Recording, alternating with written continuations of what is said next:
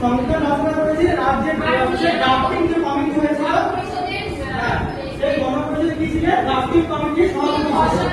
খসড়া কমিটির হেড, ঠিক আছে? খসড়া কমিটির ইংরেজি নাম ড্রাফটিং কমিটি, ঠিক আছে? আর হেড ছিলেন কে? বি.আর. আম্বেদকর, ঠিক আছে? আর ভারতীয় সংবিধান কত তারিখে গৃহীত হয়? গৃহীত হয় কত তারিখে?